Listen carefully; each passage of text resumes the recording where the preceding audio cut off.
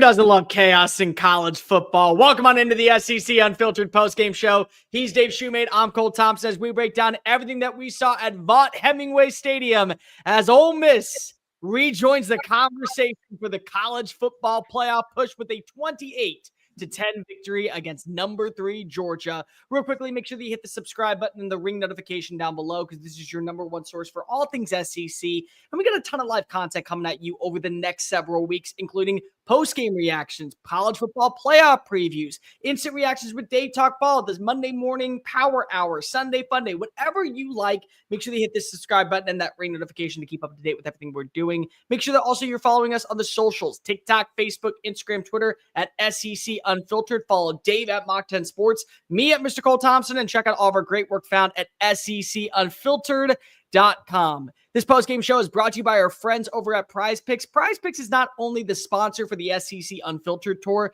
but it is the number one source to go ahead and get your betting on. Go to Prize Picks and use the promo code SECU to sign up for a $100 instant play when you deliver your first $5 lineup. And guys, you don't bet on simply just the games. You pick the overs, the unders. If you think Carson Beck is going to throw 2 interceptions against Tennessee, make sure that you go ahead and make that play. If you think that Jackson Darknado is going to throw for over 400 yards against Vanderbilt, you make sure you go ahead and get that play. But regardless, go to prizepicks.com, use the promo code SECU for a $50 instant play with your first $5 lineup. Dave, this game had been circled for a year. For one full year, Lane Kiffin remembers that feeling in Athens, Georgia, as they leave the field, 52-17 loss. Everything was on the table in this matchup. Everything was built around this game. Everything that we heard from the offseason. If we want to beat Georgia, if we want to beat Alabama, we want to be considered a contender in the college football playoff, we got to get better with the defensive line. He delivered. He said he was going to add in the right pieces. He said he was going to build this team in the portal with the right personnel, players who had been here before in the SEC. You heard the last dance mantra, and everyone talked about this game being circled as the moment that needed to be delivered for Ole Miss.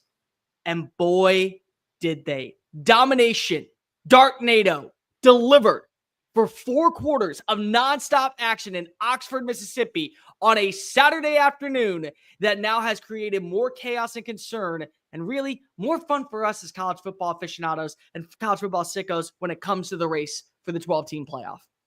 Yeah, Ole Miss has the most dominating physical performance of the Kiffin era. Like just from a physical, I hadn't seen Georgia get pushed around. Alabama's beaten Georgia a few times, but it wasn't to that extent from a physical. Not even remote line of scrimmage. I thought it could maybe happen with Ole Miss's defensive front against a struggling Georgia offensive line, especially when they had to sub Drew Bobo in at right guard. That's when I was like, we might as well get the Rocky 4 Apollo Creed throwing the white towel at that point. But no, I mean Walter Nolan making big plays. JJ Pegues came back in from his injury. I'll say this though, I did not expect, and this is why I picked Georgia to win the game. I didn't expect Ole Miss to get the run game going. Like, was it just like back? Were they just running 80 yards down the field in Georgia? No, but I mean they had a really good game on the ground from what I was expecting. 132 yards. That ain't going to go light up the box score. Only for 3.7 yards per carry on 36 carries. It wasn't. If you go back and watch the game, which I mean nobody's had a chance yet, but I feel like when you go back and watch the game, it's going to be like, man, they kept them ahead of schedule and never got them in bad situations, and that's all that they needed to do. And I didn't think, and I'll be honest, I didn't think they could do that against Georgia.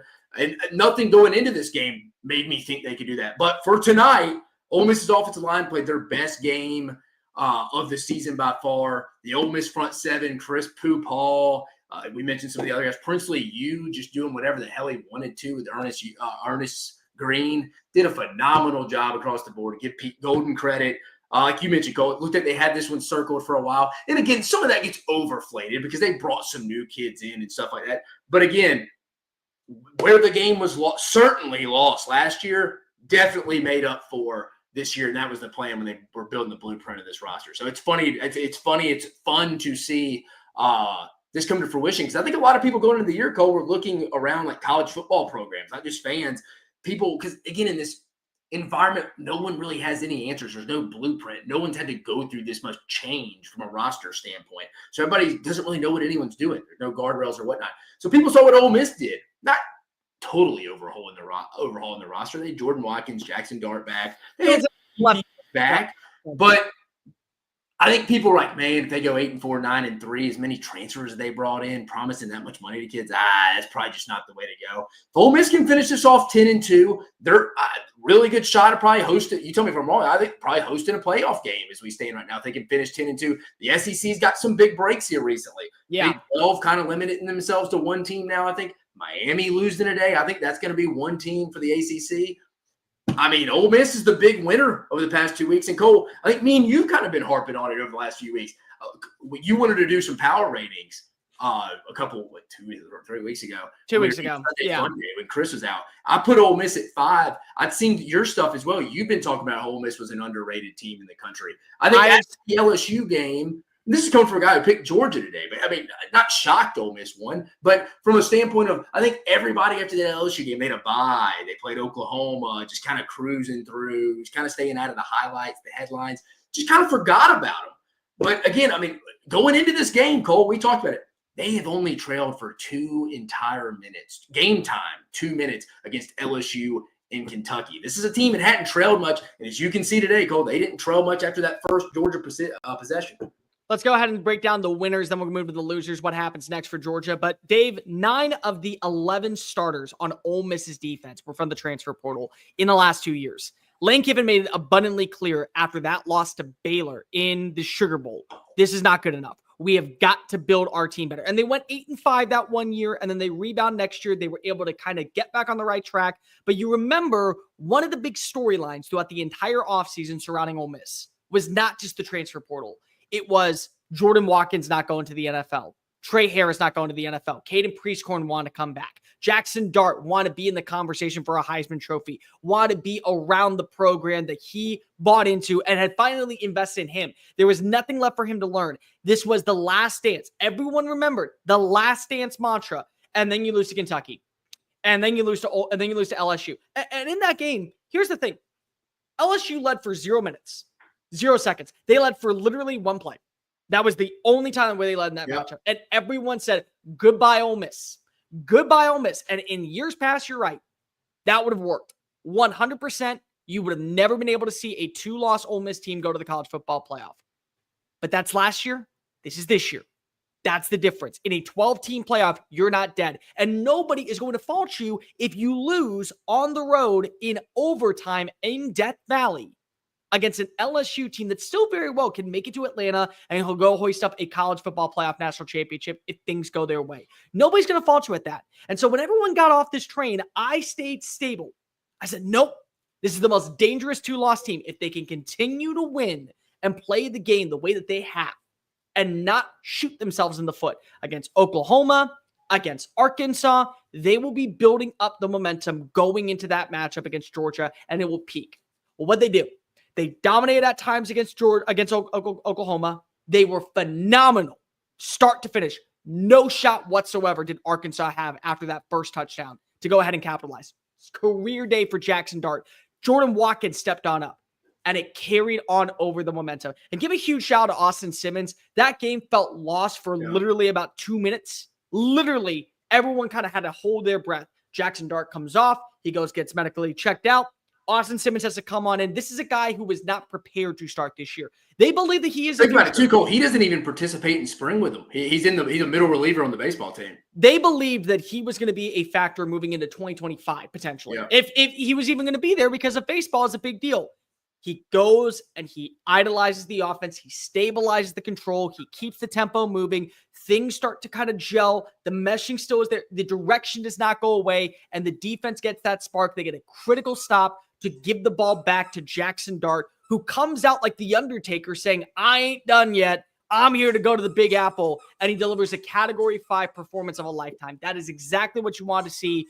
Defensively, they delivered on both ends of the spectrum. The secondary was playing blanketed coverage. On top of that, they also had a really good decision-making and an overall balanced concern when it came to playing in space. They did not allow too many breakaway tackles. They were great when it came to wrapping up. They put Georgia in very second and long, third and uncomfortable. They made this game into their perspective. They put the emphasis on their side. And all that aside, it led to the performance that we saw in the second half. It carried on over. The fear that I had in this game, Dave, more than anything else, was that we were going to watch as eventually Ole Miss got a little bit too close for comfort with the field goals from Caden Davis. They needed to get a touchdown. That wasn't going to be good enough. And the defense stepped up and delivered. Hell of a game by Pete Golding. Hell of a performance from the front seven. The Sack Sharks, as some people are going to call it, absolutely deserve their flowers today. They were the difference in this game. And Dave, I'm going to be completely real with you. I don't think this has anything really to do with Carson Beck. Everything had to do with Ole Miss's defensive line bullying the literal crap out of what we saw from Georgia's front five.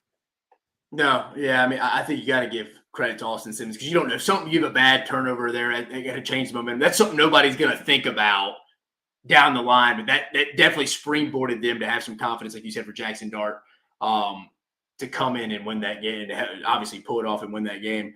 Yeah, I was just more surprised by how Ole Miss's offensive line played. And I'll say this, Jackson Dart's ability, which I don't think anybody will notice this, but once Georgia fully decided they were going to go play man, once they said they were all out man, we're going to play man coverage, which they do a lot. It's the principle of what Kirby Smart and Nick Saban defense, Bill Belichick defense, go down the line.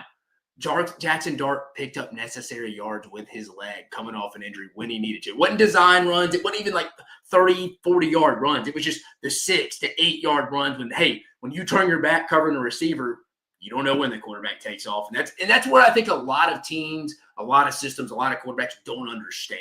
Is sometimes like, dude, it's okay to go get 6 to 8 yards. It's okay to go get 4. 2nd and 6 is cool. 2nd and 6 is cool, guys. We're ahead of the sticks. I don't know why we hate 2nd and 6. It's always chunk plays. But today, give Jackson Dart his flowers, made the plays, the small minimal ones, but they add up. 6 to 8 yards once Georgia decided to go full on. We're going full on man. And a guy I bragged about against Texas, Janelle Aguero, the star position. Take his flowers back from him today. Did not play good. Had a few busts. You can see Kirby getting on his ass on the sideline. Yeah, I mean, overall, I think Ole Miss got to give him credit. Dominated up front on the defensive line is what really stood out. Long day for Ernest Green. Big day for Prince of U. I can't hear you, Bear. 18 for 22, 13 for 22, 199 passing yards, 8 carries for 50 yards. Performance to remember, I think, from Jackson Dart. And it's not how many plays he made. It was everything to do with the fact of when he needed to step on up, he did. And you watch his other players really deliver too. I thought this was a game where in years past, you needed to make sure that it was a Trey Harris performance. And remember at the start of the year, when this was a team that was so predicated on getting the ball to number 9. And everyone was waiting for, well, what happens if Trey Harris isn't out there? Well, you got Caden Lee to worry about. 4 catches for 81 yards. Well, Jordan Watkins, how is he going to deliver after a phenomenal performance last week against Arkansas? 4 catches for 68 yards. Daquan White, Juice Wells. How about Juice Wells? Let's give him a shout out because we have been waiting for that moment where he was going to capitalize and finally show why he left South Carolina, came to a program that was built on potentially winning a title. 3rd down. You need a big-time score. What happens? Back in the end zone, clear as day, 2 feet in bounds, a little bit of a bobble, but you secure the catch, number 3 for 6 points. That is what a Shark-style performance that you want to see from this Rebels front 7, from this Rebels overall offense. They delivered without their star player. Defensively, I got to give a huge shout-out to why am I blanking on it? Sertain Perkins, he had a really good performance. TJ Doherty had a really good performance. Trey Washington had a really good performance outside that one play. John Saunders, guy has been waiting for his moment to finally step up into the spotlight. Finally getting that big pick in a moment to where people were going to be paying attention. Overall, 4th down, needed that stop. Could not allow Georgia to convert. You get the turnover. The only mistake that I could say that we had anything to argue about with this performance from Ole Miss were the few careless penalties. Just a few. And you're not going to complain that much because at the end of the day, you still get an 18-point victory. And it was a performance where you truly dominated for 4 quarters. But just those minor things. Imagine if you get that turnover and you're not getting the face mask call by Trey Washington. Imagine if you don't get the late hit. Imagine if you're not getting the pass interference downfield. Those are just a few little things that really, besides that, you can't complain. It was an overall constructive outing. Offensively, yeah. I mean, in today's modern college football, you're holding somebody to 10 points. Again, as bad as Georgia's been offensively the last few weeks, it don't matter. It's a hell of a performance by Pete Golden. The other thing that I will say is that even though Ole Miss's offensive line had its fair share of struggles at times, the fact that Jackson Dart playing on one bum ankle, saying, not today, you're not bringing me down, and I'm getting positive yards, that's enough for me to feel confident that he remains, as of this moment, the most complete quarterback in the SEC this season. And I said that at the start of the year. There's going to be arguments that maybe it's Quinn Ewers. Maybe you could say at his peak, it's Nico Iamaleava. Maybe you could say at other times, it may be Diego Pavia. But for me, Jackson Dart, at the start of the year, I felt like in this offense, year 3, nothing else to learn from Charlie Weiss Jr., nothing else to learn from Lane Kiffin. It's all about mastering the craft. That is what you want to see. And again, outside of really one bad outing, because I won't even say the LSU game was a bad outing. It was just a hostile environment at night in a location to where it feels impossible for anyone to win besides Alabama. He missed some throws, though. I wouldn't say his stat line's bad. I'm not saying Jackson Dart. I'm just saying Ole Miss. They have played a complete performance. Yeah, but Ole Miss has played a complete performance in every single game, minus the Kentucky game. They eviscerated a South Carolina squad that currently is beating up on Vanderbilt. They got a marquee win over Texas A&M. They've played up to the competition against LSU. They played extremely physical against the front seven of Oklahoma last week. Sheer, just complete overall evisceration of what you saw against Arkansas. And today was the game to where everyone left no doubt. Ole Miss today feels like they are a better team than Georgia. And I know that it's very crazy to say, but the way that they were able to execute, the way they were able to respond, and the way that they delivered, it felt like a better team. Crazy to say, Cole. I mean, they had the same record, and who just won the head-to-head 20 minutes ago? I don't even know how you could argue that. Honestly, if someone were to argue with you, I'd have your back on that. I don't even know how you could argue that right now. Who I'd rather play right now? I'd rather play Georgia. I'd rather play Georgia than Ole Miss right now. And again, we see how it is. Teams get backed up into a wall, their home stadium, playoff implications are on the line. And let's be honest here too, Cole. Georgia's going to be in that situation next week. They're going to be desperate, like a hungry dog backed into a corner. And desperate dogs do desperate things. And I can see a lot of people picking against Georgia this week just because it's kind of in sight right now in front of you. It's what we just witnessed. But again, we've seen it in college with the desperate teams kind of go. That LSU beating Ole Miss. I remember everybody's kind of being like, man, it's a big Brian Kelly tenure game right here. Like, he needs this at home. Again, Ole Miss didn't necessarily need it. LSU definitely needed it more for this year. In the SEC so far this year, the desperate team has pulled it off if they're the home team. So that's something to keep in mind of. But no, Georgia. I'm with you. I didn't think Carson Beck was that bad, honestly. No. He wasn't great by any means. Still has the deer in headlights. Looks like a mouth breather at times on the sideline. But like Mike Bobo, and then there's no plan, dude. You're running plays with your tight end right into their coverage. Receivers drop balls when they do have it. Beck will miss at times. Couldn't get a run game going. Nate Frazier, we understand why he stopped playing for a couple weeks. You heard reports coming out. He couldn't hold to the football in practice. We see it. 2 critical turnovers in this game. And then I got to say, Ernest Green, man, I thought he was going to take the next step this year. And tonight was definitely a regression against a good player in Princely U, but, man, that's some tough tape to put on film. When you look at this team, if you told me that at the start of the game that Ole Miss would have a better defensive front, I can understand that. If you told me that Georgia only had 1 sack on the afternoon, couldn't believe it.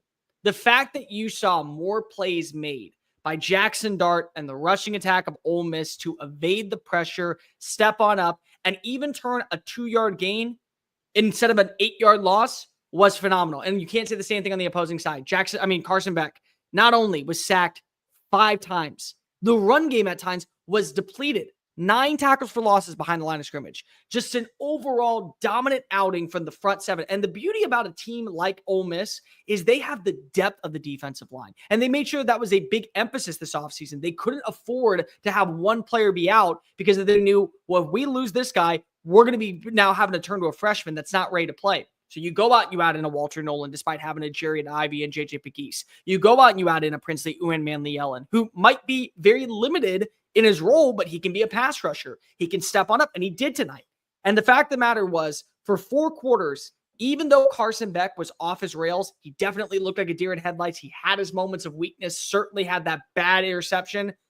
The offensive line gave him no time to throw. You could feel the pressure in the pocket collapsing time after time. Terrible. And then the big thing was that's a testament to Lane Kiffin and Pete Golding. That's amazing. It's not yes, you can say that the play calling from Mike Bobo was horrendous, and it was at times. Absolutely atrocious when you're running your tight ends deep in the middle of the field. It's impossible to win. But at the same time, give a lot of credit what we saw from this front seven and the play calling and the designs by Pete Golding to style up defensive lines that put pressure on Carson Beck to have to feel like he had to throw under duress. No, I didn't really think it was that. I think they were just Georgia's guys won their one-on-one matchups. I don't really think it was a Pete Golding out scheming Mike Bobo thing today. I think a lot of it was just one-on-one matchups. And I think some people overanalyze the scheme sometimes. Sometimes my dude just gets beat, dude, and I call the best play in the world. And if he don't make an open field tackle, it don't matter. It's like it doesn't really matter if he misses a tackle. So I don't really know if it's Pete going out scheming him. He's just, dude, Georgia, the personnel that Ole Miss paid for this year, let's call it what it is, stepped up and made plays today. And that's what they paid for. I think their dudes went and made plays in a very not confident Georgia football team right now. Again, it was probably the worst game in the Kirby Smart era given context since they've been like Georgia. I'm not talking about they lost to Vanderbilt in his first season. I'm not talking that. But you're talking about the style. 2017 Georgia.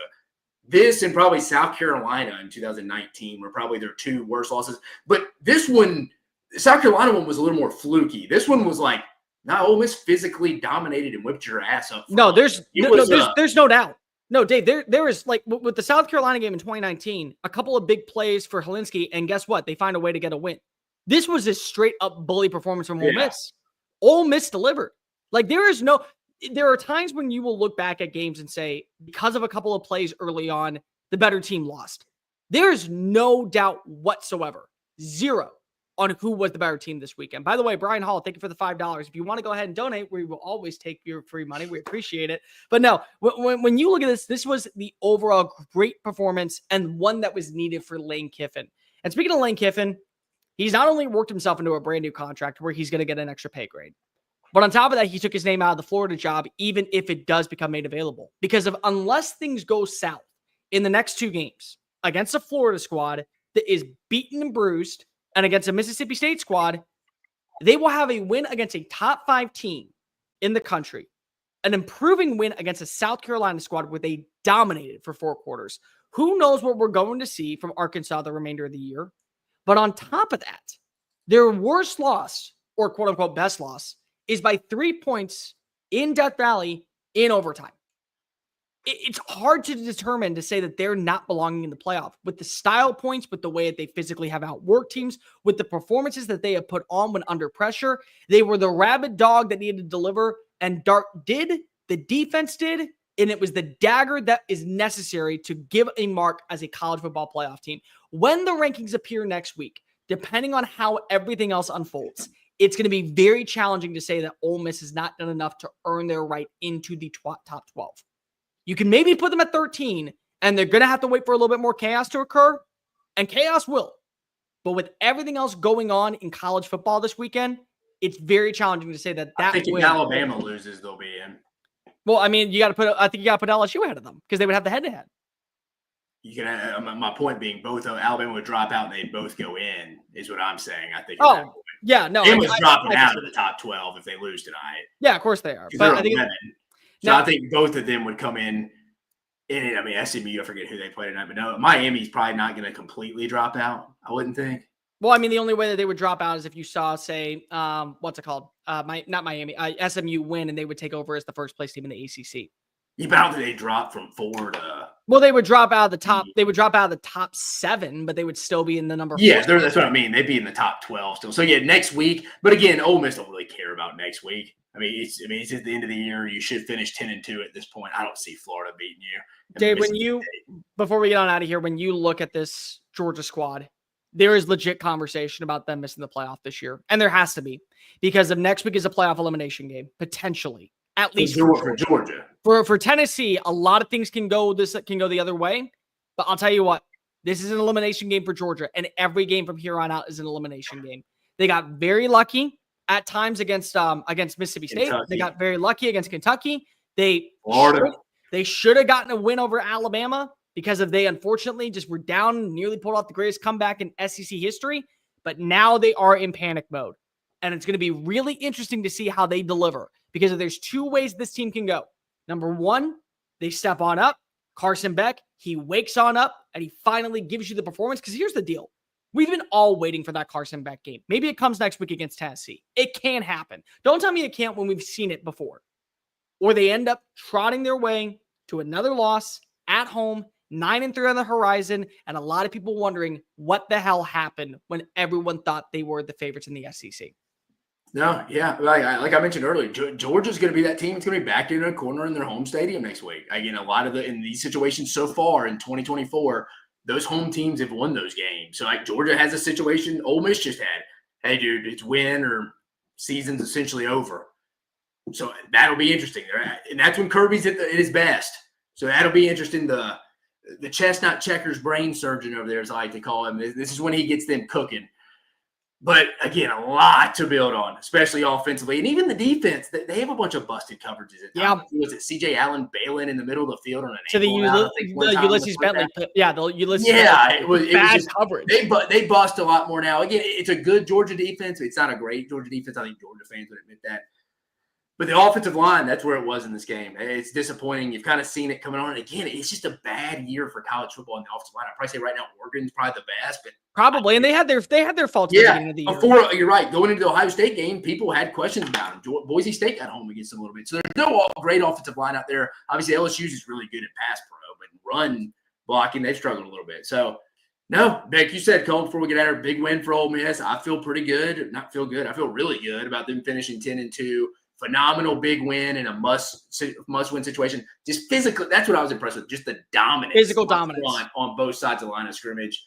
Georgia, win or go home next week, folks. Win or go home next week. The beauty of what Ole Miss is doing right now is it can be proven as sustainable for Ole Miss. And for any team that doesn't feel like it is going to land the premier recruits, what you have to do is make sure that you emphasize as much as your resources in recruiting as the transfer portal. And as long as you strike on the right personnel, you will have a shot. And Ole Miss just proved tonight they have a shot of not only going to the college football playoff, but being a legit threat throughout the dozen dance. Like, rate, review, subscribe. Make sure that you're following us on all the social channels, TikTok, Facebook, Instagram, Twitter at SEC Unfiltered. Follow Dave at Mock 10 Sports, me and Mr. Cole Thompson. Do me a favor and just make sure that you smash that subscribe button and the ring notification, because we got post-game shows still going on later tonight. Make sure that also you download the podcast version of the show and check out all of our great work found at secunfiltered.com. For Dave Shumate, I'm Cole Thompson.